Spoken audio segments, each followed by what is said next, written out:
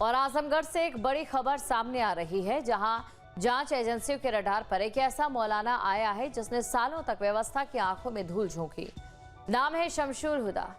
कहने को तो ये एक मदरसे का शिक्षक था, लेकिन इसके पीछे की हकीकत दंग करने वाली है। ब्रिटिश नागरिकता, पाकिस्तान कनेक्शन और करोड़ों की विदेशी फंडिंग। देखिए रिपोर्ट।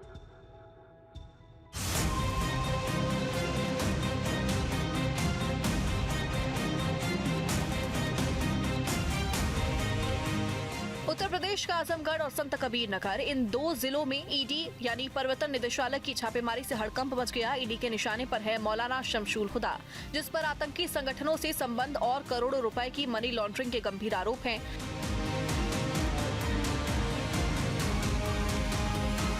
जांच में जो खुलासे हुए हैं वो किसी थ्रिलर फिल्म से कम नहीं है। मौलाना शमशुल हुदा 1984 में मुबारकपुर के मदरसा असरफिया मिसबाहुल उलूम में सहायक अध्यापक नियुक्त हुआ था, लेकिन खेल तब शुरू हुआ जब उसने साल 2013 में चोरी छिपे ब्रिटेन की नागरिकता ले ली।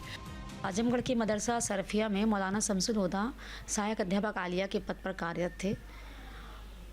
लंबे समय से कार्य कर रहे थे, लेकिन इनका आना जाना विदेश में लगा हुआ था और एक सामान्य प्रक्रिया के तहत जैसे एनओसी लेना, जाना आना, ये सब एक जनरल था। और फिर 2021 में हम लोगों को जानकारी में आया कि ये 2013 में ही ब्रिटेन की नागरिकता ले रही है।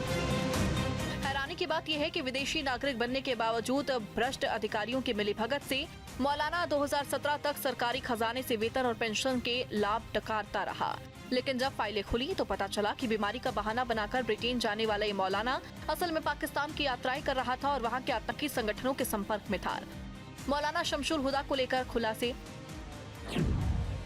मौलाना शमशुल हुदा के 4 करोड़ रुपए की अवैध विदेशी फंडिंग के सबूत मिले। शमशुल ने पाकिस्तान यात्रा के दौरान आतंकी संगठनों से मुलाकात की, साथ ही ब्रिटिश नागरिक बनकर 2017 तक सरकारी सैलरी भी ली।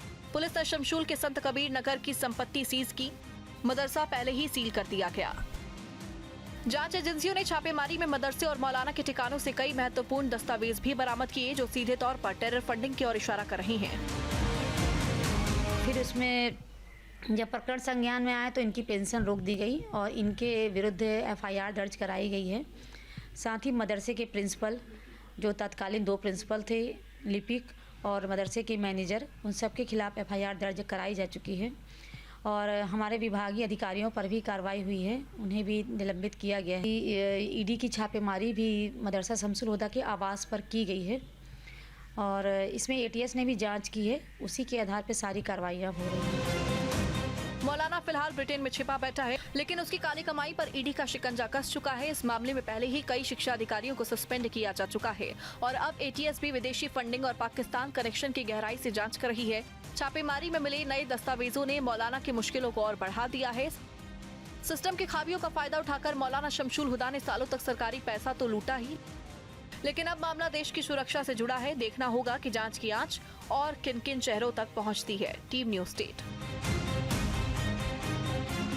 आपके मोबाइल पर तुरंत आएगी ब्रेकिंग न्यूज। स्क्रीन पर सबसे पहले दिखेगी बड़ी खबर। देश दुनिया की हर खबर एक जगह। अब आपके मोबाइल पर तुरंत फटाफट इंस्टॉल कीजिए न्यूज नेशन ऐप और रखिए खुद को अपडेट।